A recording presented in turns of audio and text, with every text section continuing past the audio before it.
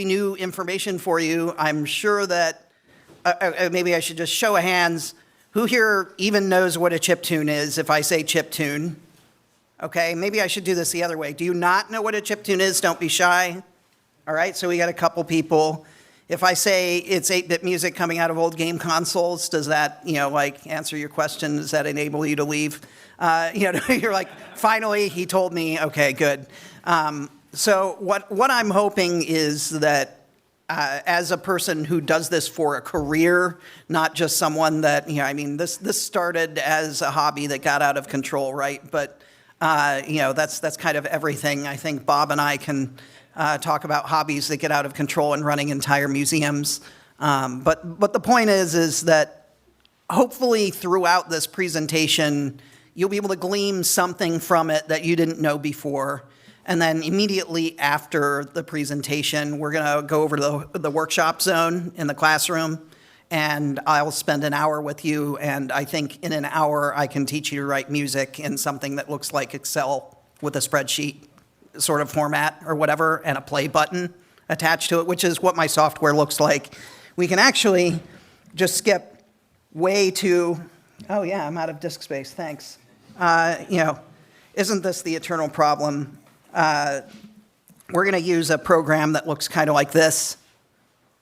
And just to give you like this, maybe I should just do this so that you can see exactly what we're talking about. So here's a bunch of, I know if there's anyone in here that is into pedantry, save it. I'm writing NES chiptunes, not in FamiTracker, but in an Amiga mod tracker, which you're not supposed to do.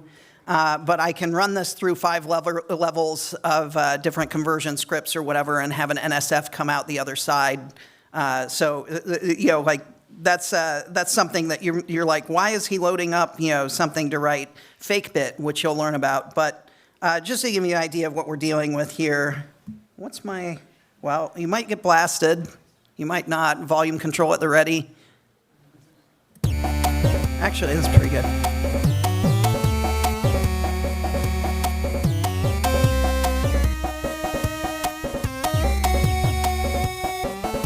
So this gives you an idea of what, people actually pay me to do. It's kind of weird, but it's kind of cool. I don't write anything in any sort of modern sounding DAW or, I don't use real instruments. I'm highly focused on synthesis. I want to know what these old systems can do, and I want to make them do something that you never heard them do before. Granted, this just sounds like an old NES soundtrack, but I wrote it 2 years ago. Not 42 years ago,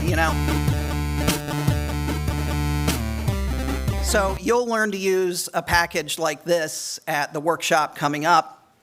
A little bit about me before we get started on all of this. Oops, I keep on advancing my slides.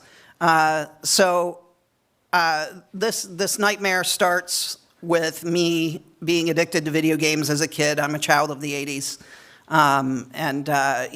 Video game music is really just kind of the sound of my childhood. I start getting obsessed with learning how all of this hardware works and that sort of a thing, and isn't that why we're all here?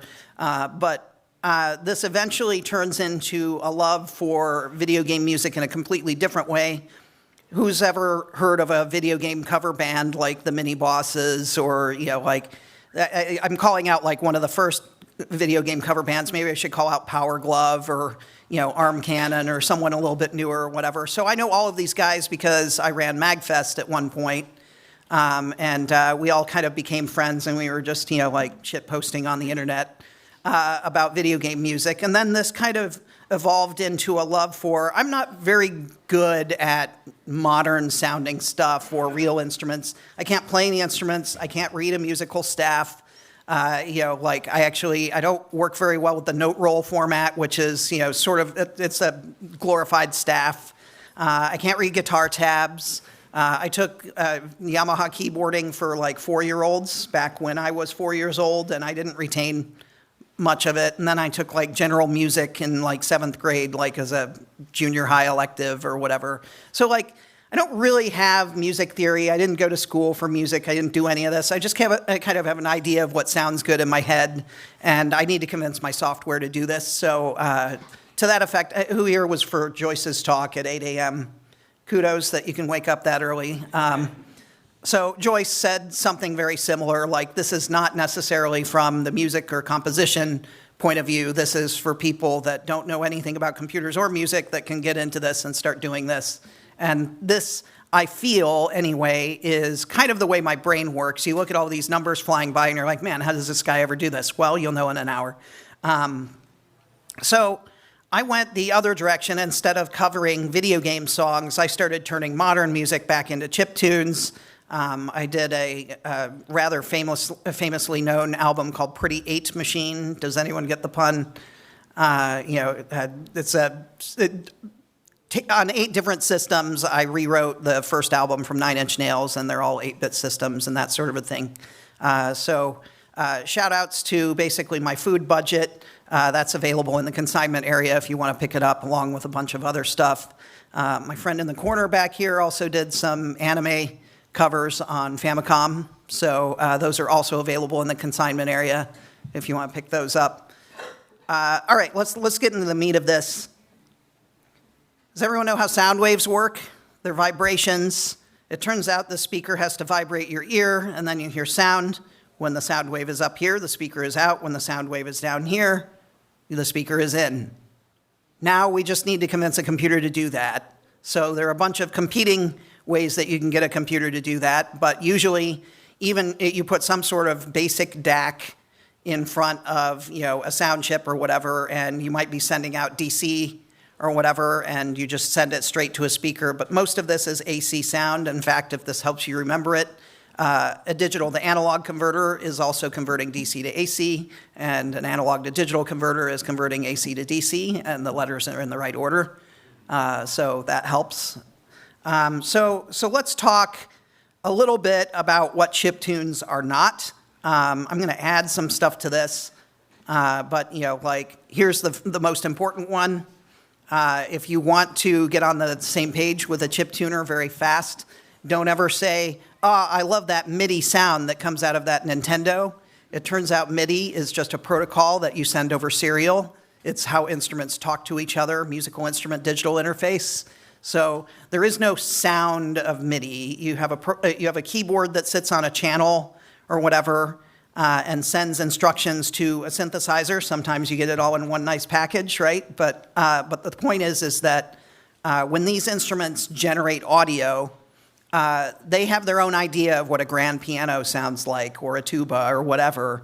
And if you upgrade your synthesizer, then bam, you've got better instruments, but you might not upgrade your keyboard. That's the whole idea of the MIDI protocol, is that any instrument or any controller, you should say, can control any synthesizer, and you can have a wide variety of stuff talking to each other. In the beginning, we're really using MIDI just so that our instruments can sync with each other, and eventually things go off the rails.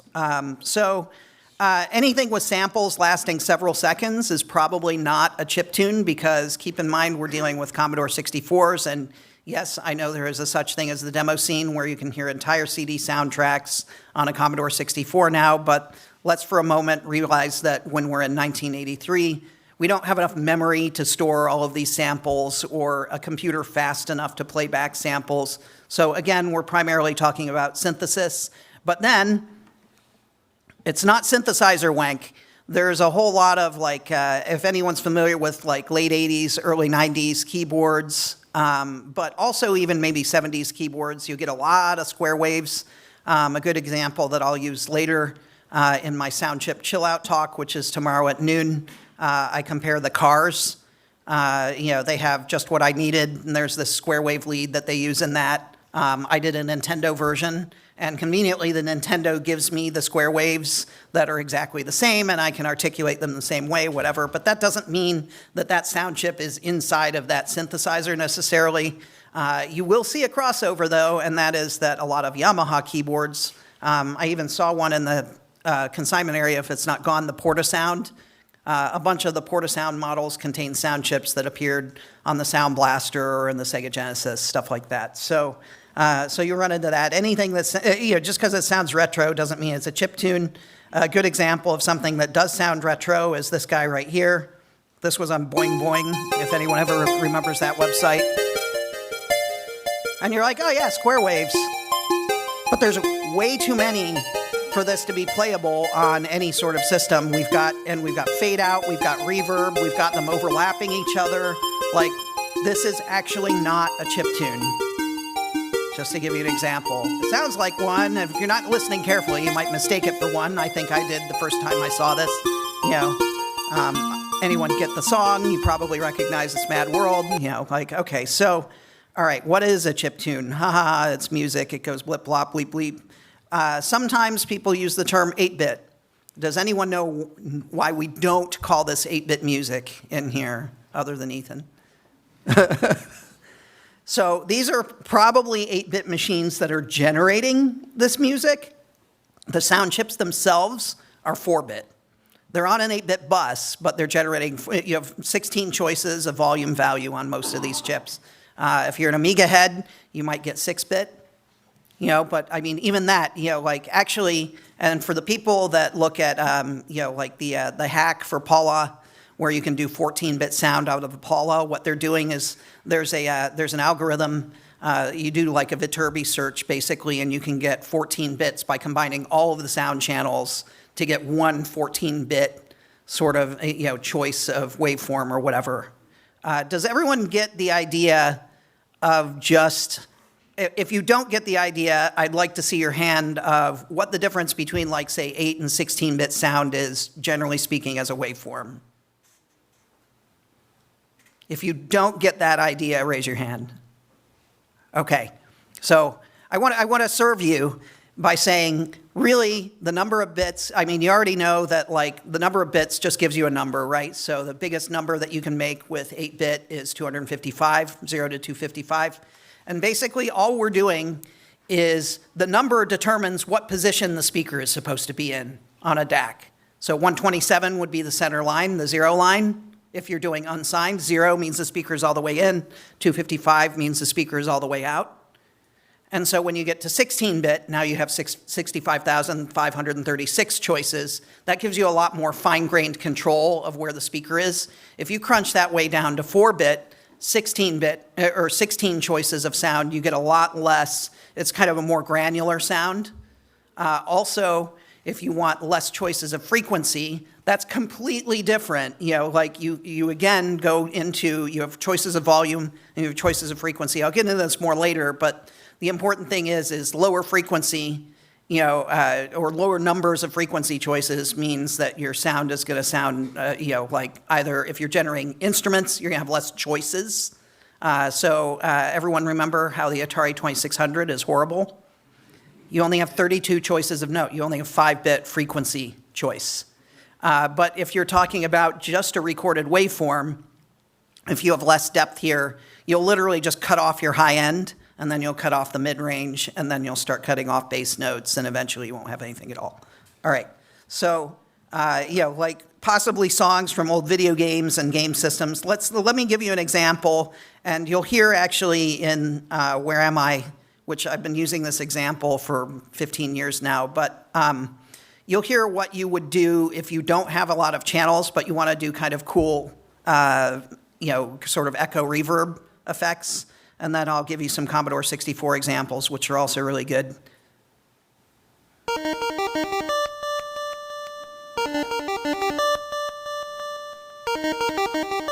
And for those of you that were here for Joyce's talk, when she was arpeggiating between two notes to share a channel with two instruments that wanted to do it at the same time, you hear a lot of this here, and you'll hear even more in just a second.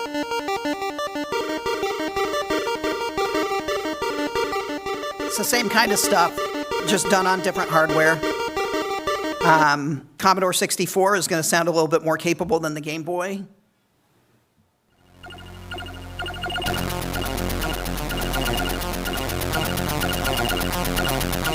The interesting thing is that's, even though it's a more capable sound chip, there's one less channel available.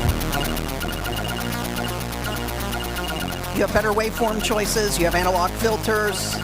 The SID was, I mean, I can't speak specifically for Bob Yanis, but you know, it's very clearly a Moog reproduction and a sound chip. gives you a lot of those sort of things. So is this simple? I already touched on this. Chiptunes contain square waves, but square waves don't make it chiptune.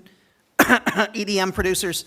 Lots of people are inspired by this, but don't use authentic sounds. And there are MIDI. Here's one that confuses a lot of people. They're like, oh, when I got Windows 3.1, it came with Canyon.mid.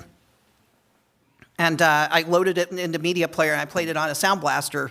So that's why MIDI is a chiptune, right? And the answer is this is interpreting the MIDI file and then replaying it on an FM synthesizer. So the part of it that is chiptune is the playback, but not the actual MIDI part. Depending on the sound card you have, you might not actually be playing MIDI to the sound card.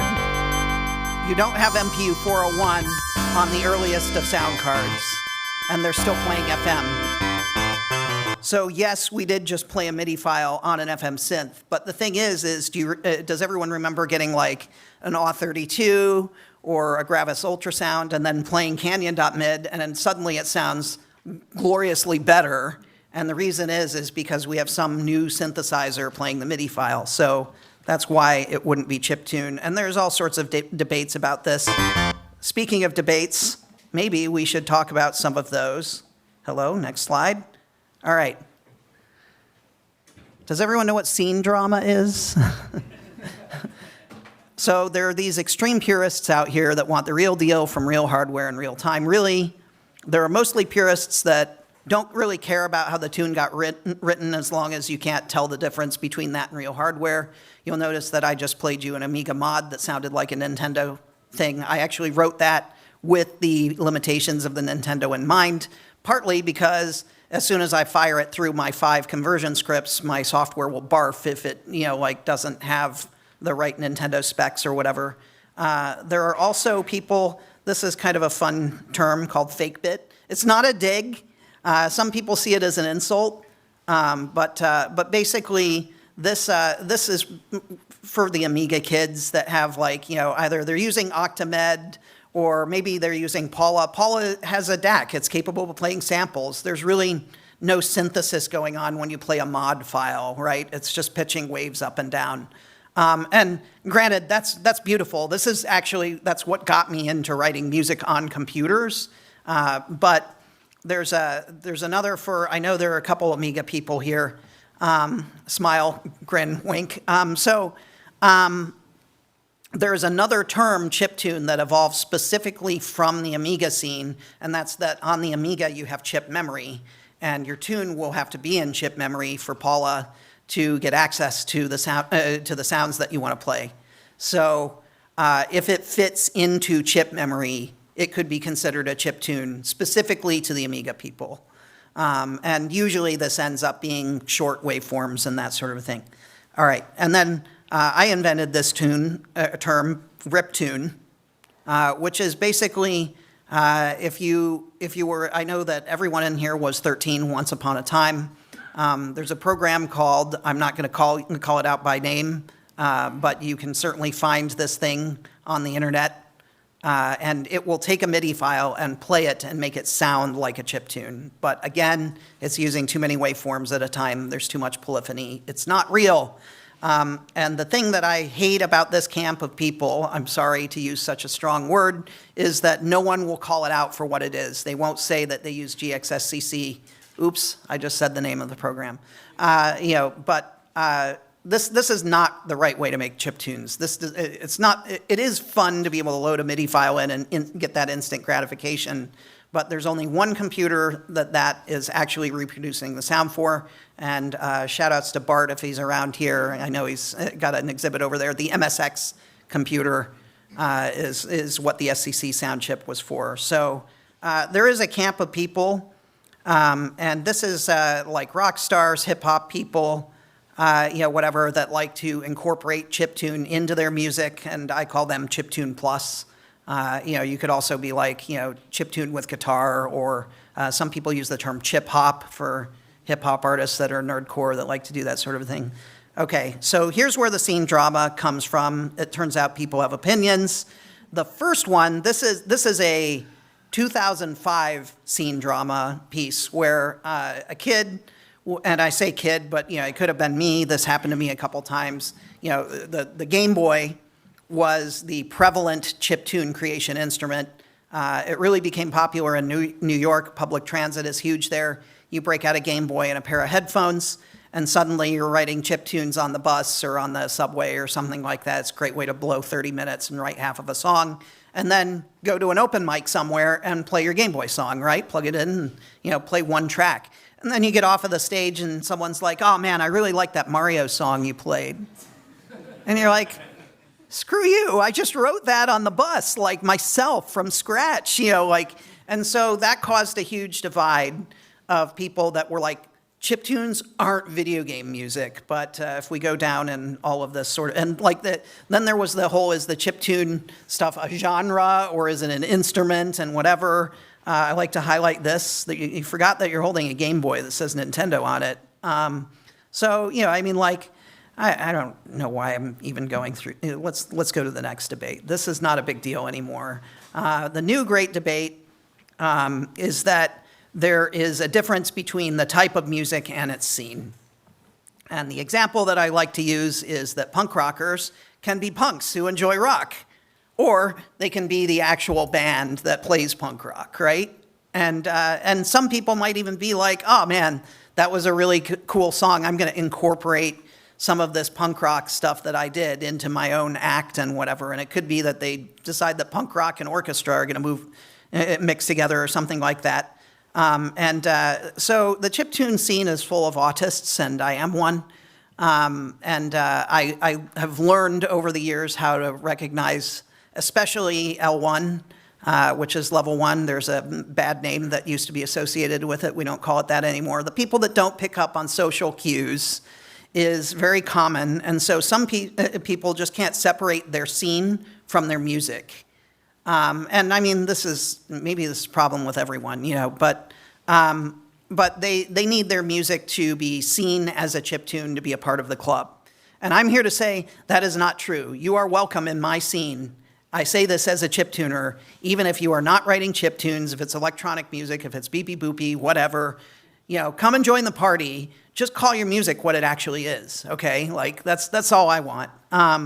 There are other people that are a little bit more scene drama about this. So inevitably someone will be like, it's all good music, man. But most of the people that do that will say this music is chiptune when they should probably say something like, you're allowed in my chiptune scene, even if your music isn't. And I think that's actually more important, to be inclusive, is to be like, this person isn't doing what I do, but they belong in my scene too. Anyway.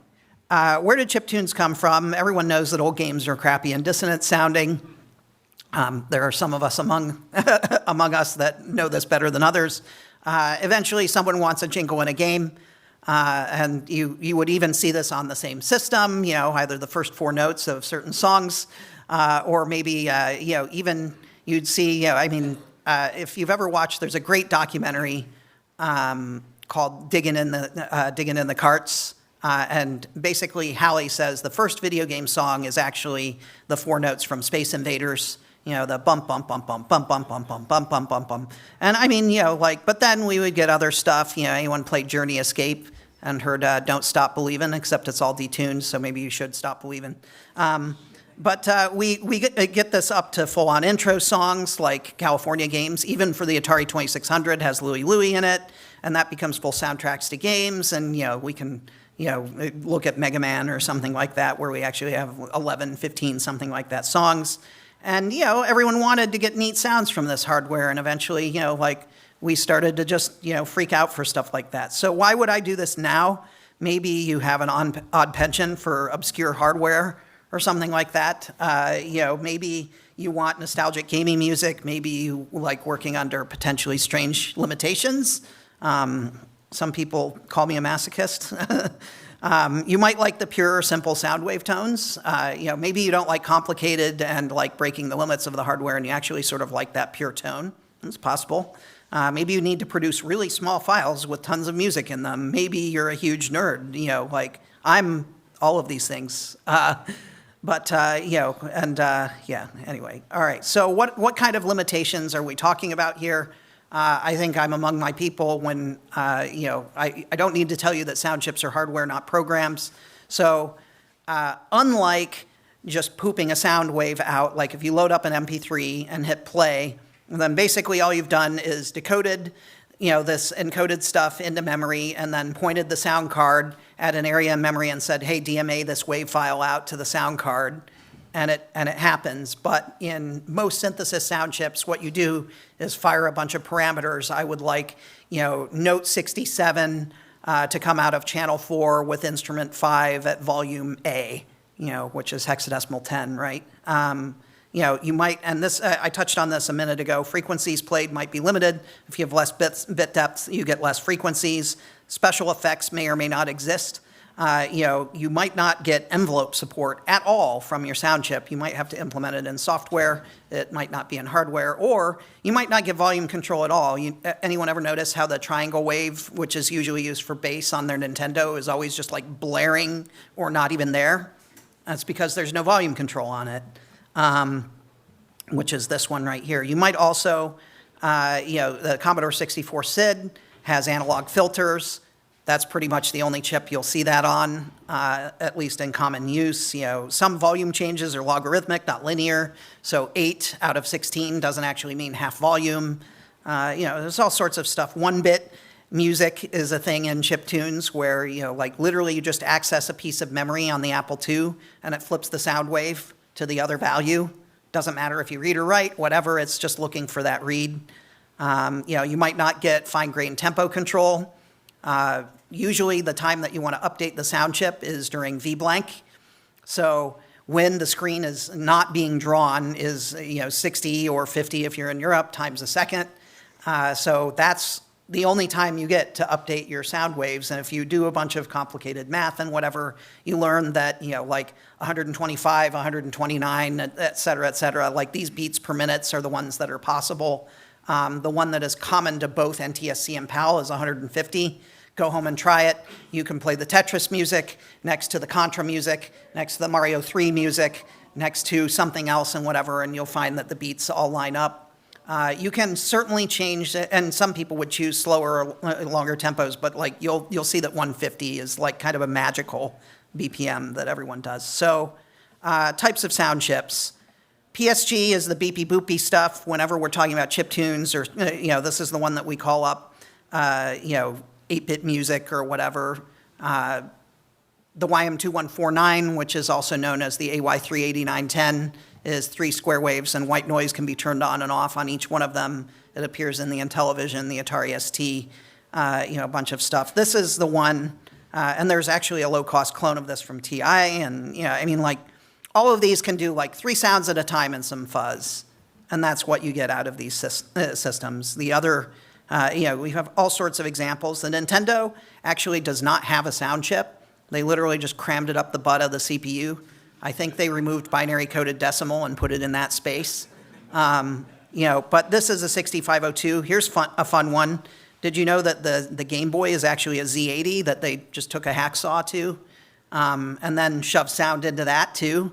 So that's a fun one. Here's the AY that I was talking about. Tons of systems for that. Here's the low cost.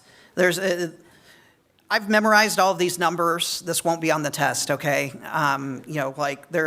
SN76489 is also the SN76496, and there's an NCR version in Tandy's, and then the PC Junior also has one of these. Best ones at the bottom, save the best for last, it's the SID. But it turns out the SID is not in the VIC-20 or the Plus 4, or you may have been to the PET Talk yesterday, which has no sound at all. So here's just an example. These waves really look like this. A square wave looks like a square. A sine wave looks like a sine. Or you've graphed this in math class in Algebra 2 or whatever. Not so tonal waves look a little bit different. So another kind of sound is frequency modulation. This is FM. We're using math. But you don't have to know math equations. Really, you just have to know a bunch more parameters to throw at the sound device and whatever. The multiplier is probably the most interesting one. You have a bunch of like sort of, you have a carrier wave, which is actually your tone, and then you have modulator waves, which will affect the carrier wave in certain ways. You can affect the volume, you can affect the frequency. If you affect the volume, you get tremolo. If you affect the frequency, you get vibrato. But what if you did vibrato really, really fast? Credit to Jake Kaufman, or Vert, if you've ever heard that name. He was the one that sort of came up with this explanation, and I think it's really good. If you do it really fast, you can actually draw a really complicated sort of sinusoidal looking wave that imitates a trumpet or a piano or something like that. And you can create overtone series and all sorts of interesting stuff. So if you're doing that in FM, then you get a bunch of natural instrument sounds and that sort of a thing. So the number of operators or modulation that you get on top of the carrier wave decides how complicated the sound will be. If you can modify it 6 times, then it's obviously going to sound a little bit cooler than if you can only modulate it once. Different FM chips offer different number of operators, so you'll notice that there's one thing that all FM chips have in common. Does anyone know what it is?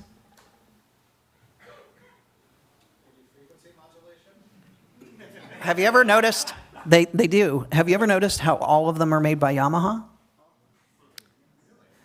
So it turns out Yamaha got the patent because John Chowning basically he discovered, so to speak, the idea of FM synthesis. He's playing around on computers and that sort of a thing. And he's actually generating FM in software. And he shops this around to all sorts of people. And no one's really taken a bite out of this. He's got it patented, and he's ready to go. And Yamaha eventually becomes the company. They're like, oh, maybe we could make some cheap synthesizers using this and whatever. He shares the patent with Stanford. And in the beginning of FM synthesis, this is a really fascinating story. If you go look it up, like in the 60s or whatever, everyone's like, this is a joke. This doesn't sound like music. And in fact, John was trying to come up with sort of otherworldly, what does future music sound like, and that sort of a thing. And so people were listening, and they're like, some of this isn't even tonal, and that sort of a thing.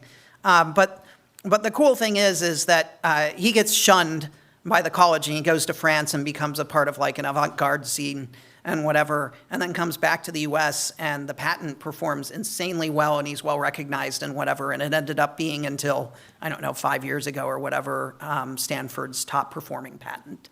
So there's a cool warm fuzzy story at the end. Here's where you can really, I'm just gonna turn all of these on. Obviously you can see that all of these are Yamaha and they all start with YM. Here are some of the systems that you can see some of these FM chips in.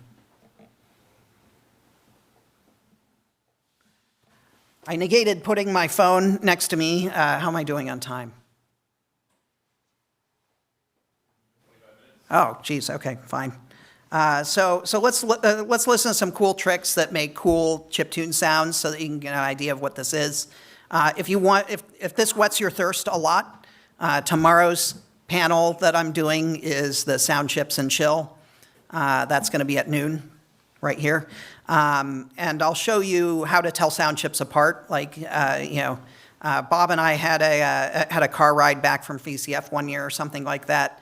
And we started playing songs and whatever. What's this one written on? And I can just tell you this is a Commodore 64 song and this is an Atari song and whatever. How the hell can I do that? It turns out you can do it too, and I'll show you all of the different signature sounds to look for and that sort of thing at that panel. One thing that the Commodore 64 isn't the only one that can do this, but it's maybe perhaps the most famous one that does this. This pulse width modulation. It turns out a thinner sound wave literally sounds thin, and a fat sound wave sounds sort of fat or full. And so if you listen to this, you'll hear it right at the beginning where someone is going back and forth. In this case, it's Martin Galway. Martin Galway was also one of the guys that pioneered the idea of waveforms coming out of a sound chip that is not supposed to be able to play sampled sound. He came up with, there's something that they call the Commodore drum channel, but it's actually fake. Like they're literally hacking the sound chip to be able to do that. So he pioneered that. But this is another cool sort of guitar pedal wah-wah sound that you'll hear. So he's literally just taking the sound wave and going like this. But that is pulse width modulation. Another thing that I called out at the beginning, and I referenced Joyce's iterating between notes to hack more sounds into a channel than is possible. This is an arpeggio. So you can't play chords because you have only 3 channels on most of these PSGs. As soon as you play a chord, you're dead. You can't play anything else. So what you want to do is do kind of a fancy piano trill or whatever and make it faster because, computers are fast and stuff. So we do this. Let's see if this doesn't screw everything up, but I think this would be better if I made it big. Come on. You can go full screen. I would like you full screen. Full screen, maybe? Nope. I guess we're just not going to get that. That's fine. So this is an example of some of the stuff that we're going to be doing in the workshop right after this. So follow me over there. But this person is making a bunch of sound waves, and you'll see actually different pulse widths of the sound waves, so you can instantly see as he tests them out.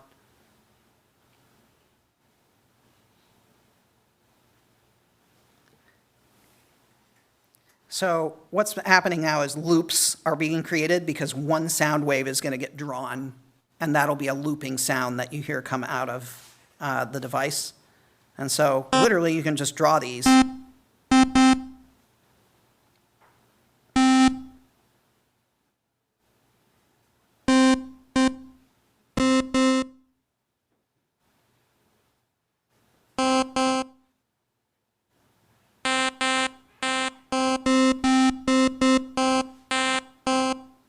So then you want to type in a bunch of notes into the tracker, but there's a cool thing that you can do in trackers, and that is that you can just give it the root note and the 2 semitones that you want to make. So all you're typing in is the root note, and then you go over here into this other column that you see, and you type in something like 037, which is a minor chord, 0, 3 semitones up, 7 semitones up. And so you can do stuff like that, and the tracker is already written to know how to talk to the sound card and know how to iterate this note over there and that sort of a thing. You can also see oops, damn it, Brendan. You can also see a bunch of notes or instrument numbers typed into this. And so, nope. How do you get buttons to work in YouTube?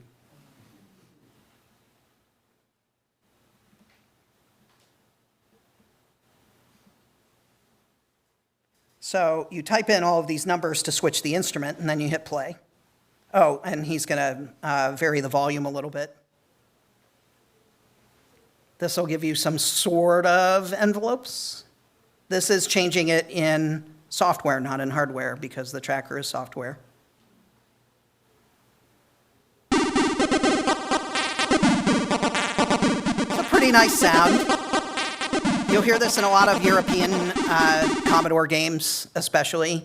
It's not a Japanese technique. The Japanese tend to like to weave notes in and out and kind of interleave them and that sort of a thing. So you just, it's a difference of who makes these macros. You could call that arpeggio a macro, actually, but you could also just define your own set of frequencies. You can do this to make drums. You can do this to write an entire piano piece. And then transpose it. You can do all sorts of stuff. You can write a volume macro, and then it becomes an envelope, and just apply it to anything you want. That sort of thing. Alternate tones or sound waves on a channel for effect. You can be like, here, I want whatever I apply this macro to, I want to play it at full volume and weight, and I want to play it at half volume and weight. Stuff like that. So write a little bit of code to play this back. It might exist in your tracker. If you're familiar with prayer, that might be useful. If you know array dance or two. So how do people do this? Like, oh my God, this is an old joke. Does anyone remember the Ventrilo harassment video? That's an old style joke. Anyway, programmer art is what your chiptune is going to sound like in the beginning, or the audio version of programmer art. Eventually, we started giving programmers with music experience access, and they would actually write a tool that makes sense. But it turns out it's better to get a musician who has programming experience to write your tool than it is to get a programmer with music experience to write your tool. So eventually we started doing that and we started to fantasize and whatever. But trackers, holy crap, trackers, you haven't seen any of those, right? I've been talking about that the whole time. There are other ways. You can use MML. Has anyone ever used the basic play command where you type in like, C5, E4, whatever? You can pass that in a variable to most computers and they'll beep out a tune or something like that. Circuit bending is kind of an honorable mention. It isn't really a chiptune thing, but I think it deserves to be mentioned. A lot of hardware hackers and chiptune people like screwing with sound chips and interfering with the data. And in fact, when I play live shows, since I have no live performance talent, what I'll do is screw with the data while I'm playing a song that I wrote already, so that I'm not only playing my own music, but I'm screwing with it while I'm doing it. Kind of a knob twisting sort of thing, if you're into synthesizers and that sort of thing. You can write software, you can imitate, you can emulate, you can synchronize a bunch of computers together. You can add your own original flair. There's all sorts of stuff, like here's where I talk about chiptune and guitar. I already talked about that stuff. Oh, yeah, there's also this one lying about it. You can do that too, I suppose. So the first revolution, does everyone know what the demo scene is? Who does not know what the demo scene is? Don't be shy. These are people making computer music videos. You're writing a bunch of 6502 assembler or whatever. And you've got a video chip and you've got a sound chip and you've just finished playing some video game on it and you're like, man, I really wish I could make an art piece. Maybe you don't think like that, but there is a scene of people that love making, like restricted demos that would do something very cool, maybe kaleidoscopy, maybe some 3D spinning objects on hardware that absolutely has no business doing 3D, stuff like that. But this starts as crack-tros, not demos. So this is, who in here that is willing to admit has pirated a Commodore 64 game? All right, so you'd get this at the beginning of loading your floppy disk, right? The music is a banger. You've got this logo, star field, scroll text. Hey, I'm such a badass. I broke the copy protection on this game. By the way, you should call my BBS and pirate more software. This other cracker guy sucks. So this is how you would get Ice Temple from Legend, right? Anyway. So you leave your mark also by modifying the credits in the game if you decided you didn't have time to write one of these, but you probably add one of these. So these had to be small, right? They had to fit on the disk with the game that you maybe had packed because you used a fast load cartridge or something. But eventually everyone's like, it's kind of boring cracking software. They keep on making the copy protection better, and then they just kind of stopped, and we know how to crack everything now. What if we just stopped pirating games and started just like, we have the whole floppy disk now. What kind of badass thing could you do then? And the answer is, again, some pretty cool stuff. Ooh, it worked this time. So this gives you an idea.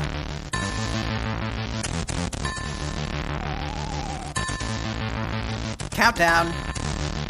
But this is an unmodified Commodore 64 for what it's worth.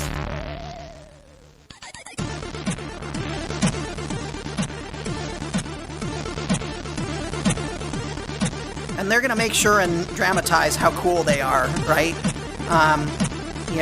It's entirely possible, at least back in the day, that this would be written by a bunch of 16-year-olds. They're probably talking about doing hard drugs and all of these things, but really it's like the gangster rap of the Commodore 64 scene. Half of these guys are fakers, right? And they're just like, I'm a cool guy. I know how to do acid. I got in trouble in 7th grade once, but it turns out they are badasses at assembler and rendering 3D objects and playing banger tunes and whatever. Like, these are actually cool. It's just that they didn't have to lie about how cool they are. And I mean, like, see all sorts of cool stuff in here. Just skipping ahead so you can see some of these cool effects. If you're not familiar with the demo scene, this is probably new to you. I have an entire talk series on the demo scene. They had to kick me off of the stage at Hope because I went for 3.5 hours. But, like, even stuff like, oh, my cube is better than your spinning cube, but I mean, this is a Commodore 64. Oh, wait, they're switching it up, like,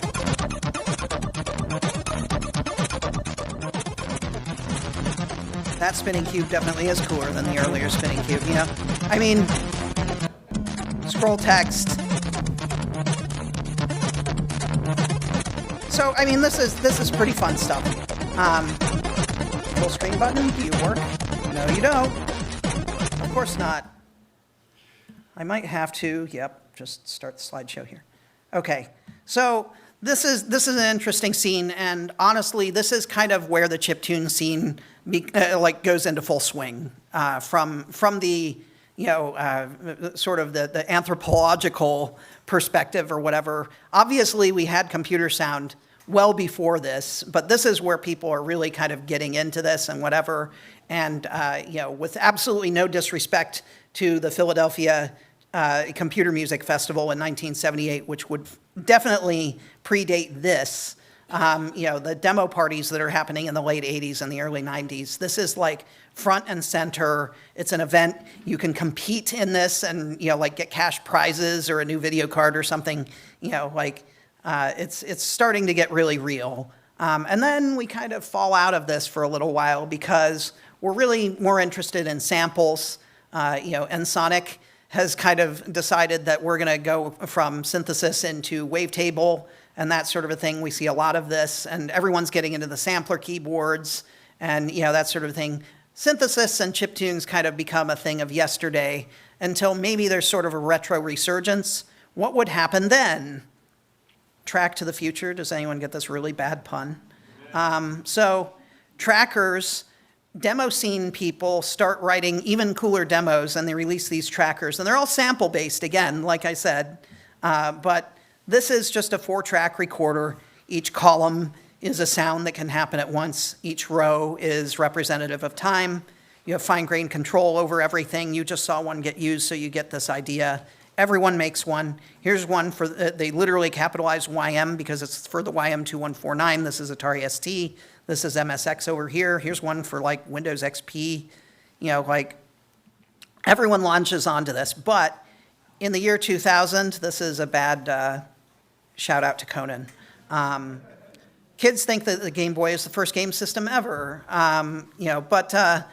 Anyway, there's 2 sound packages that I really want to highlight. Little Sound DJ or LSDJ is a tracker for the Game Boy that you can just pop in your Game Boy and write entire tracks on a Game Boy flash cart. And it's just the tracker for the Game Boy that becomes wildly known, and suddenly everything just goes nuts again. And there are literally chiptune festivals still happening. There was one in Boston like 2-3 weeks ago. I was really remiss that I couldn't go. Everyone starts hacking together trackers for portables. There's another person that did Little Piggy DJ or whatever for the PSP, and that's they're all you can get Milky Tracker for Android or iOS now, the tracker that I just showed you. So it's pretty nuts. So somehow people pay me to do this stuff in real life. You would never believe it. It's kind of a wild story, and really, it's people that are writing indie games these days. And then you also get people that are writing not just indie games, but indie games specifically for old computers. So you've got an entire scene of people that want to write a new game for an old machine, and they got to find someone that knows how to write music on that computer or for that sound chip. And hopefully, eventually, they call me and say, "Hey, Brendan, do you know how to write authentic Nintendo, Atari, whatever music?" And now that I know how to write music for like 30 different systems, I can probably service that request.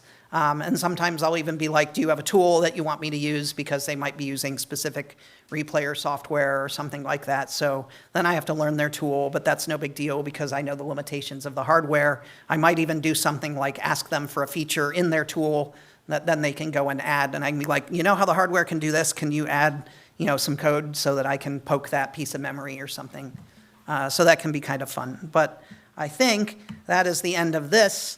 And I probably have a couple minutes to go if anyone has any questions. Do you need to bring a computer Hold for the microphone, please. I can repeat this question. It's just, do you need to bring your computer to the talk if you want to go to the workshop? And I would recommend you do bring a device, but I will plug into the projector and do it in front of you, so you can kind of follow along, and if that's enough of a visual to keep it in your brain, then great. Some people learn by doing, some people learn by watching. Question over here. Go in here. You bring up the Game Boy, but trackers now, we've got Polyend, there's like, my hardware nerd. Yeah. So Polyend, there's another one called M8 from Trash 80, which is basically an evolved LSDJ on cooler hardware. Basically, what if we wanted to play even more samples, but still have kind of the interface that we have in LSDJ and that sort of a thing. These are popping up. I kind of cut you off. Were you going to ask my opinion of it, or Do you like them? Are they cheating? Like, it starts to get easier and easier now. And so, I mean, the tracker interface itself is a tracker. Like, you can just use it as a sort of musical language, right? So I don't think it's fair to say one of them cheats or one of them doesn't. But as far as is Polyend tracker real chip?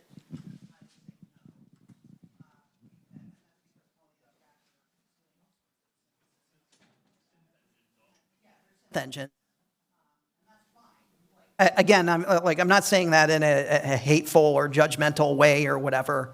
I'm just saying that isn't really called chiptune, but what you will see is a lot of chiptuners sort of graduate their work to it, and so you get very chiptune influenced stuff on that hardware, and I think that's really cool. Like, I like to see how people try to evolve their work. So, no hate, but yeah, none of the, probably most of the modern hardware trackers, maybe a good idea is look for a device that has a 3-digit price tag. If it does, it's too good, basically. You can't call that real chiptunes. Hi.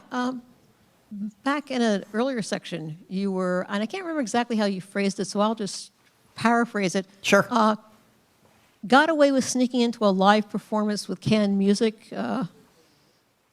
and essentially what you're saying that what you do is you actually scratch the record in a pre-done chip? So how do I perform live? It sounded like you figured out how to scratch a record. So it's less of a record scratch, but I mean, it is sort of a similar idea. What I'll do is actually I can load up another piece of software.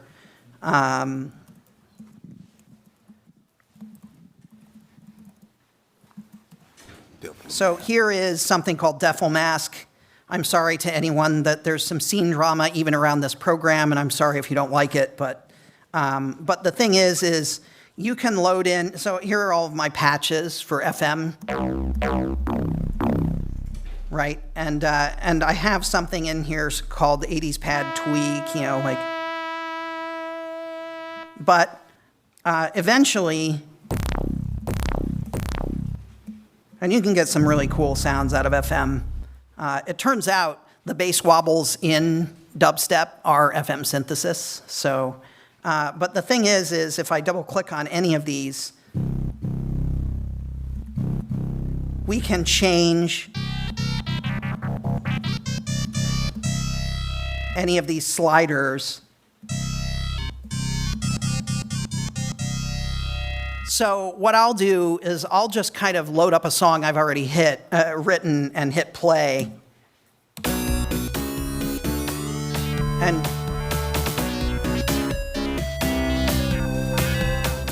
And have sort of affect a little bit of expression on the song that I wrote already by messing with sliders and that sort of a thing. Oh, what's up?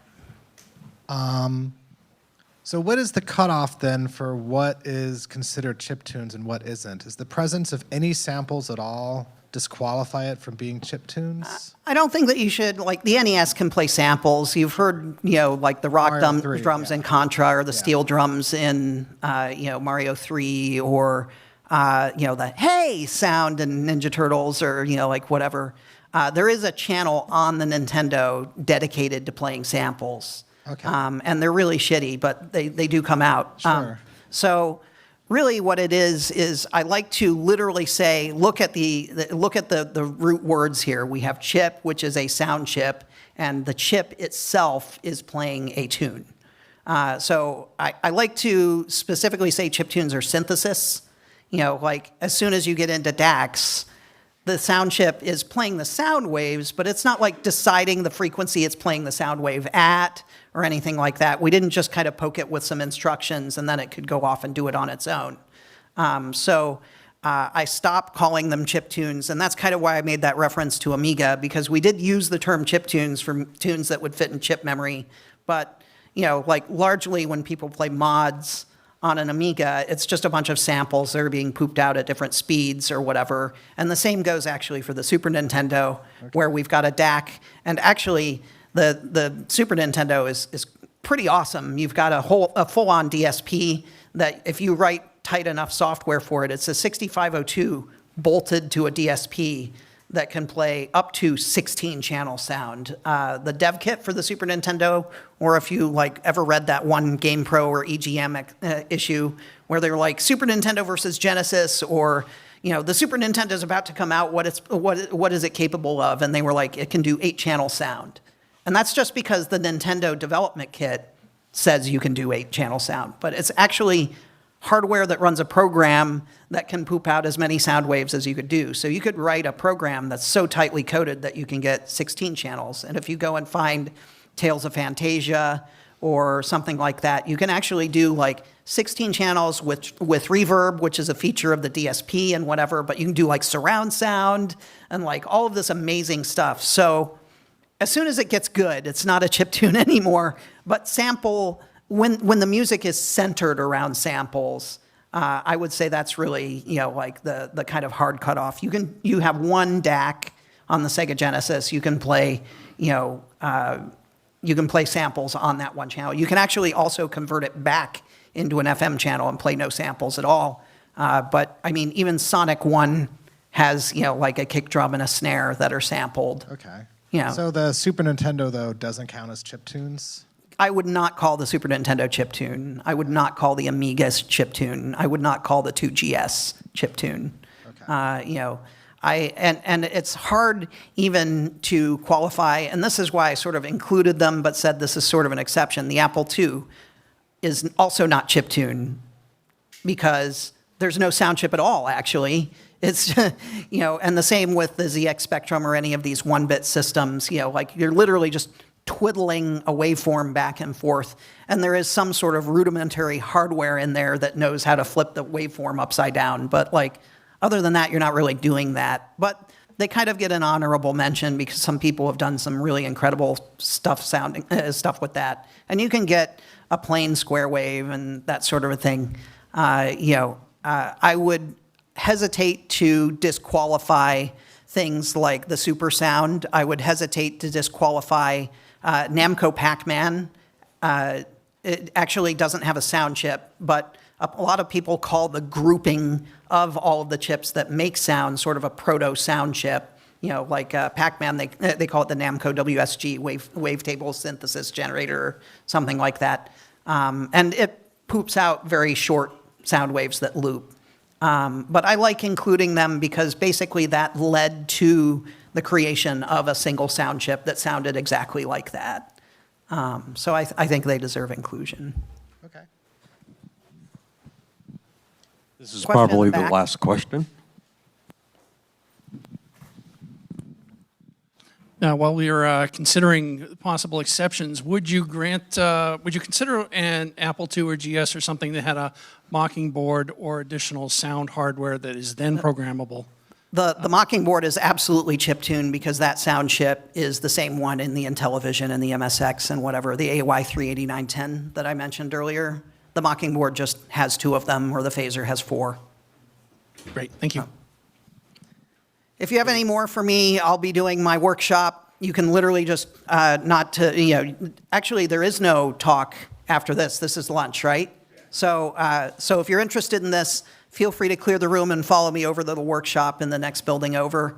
And I can answer more questions and actually show you how to write one of these. And if you want to support the food fund, my music's in the consignment center. I also run Bloop Museum, which if you want to look that up, we're going to have exhibits for chiptunes and that sort of a thing there. So check that out.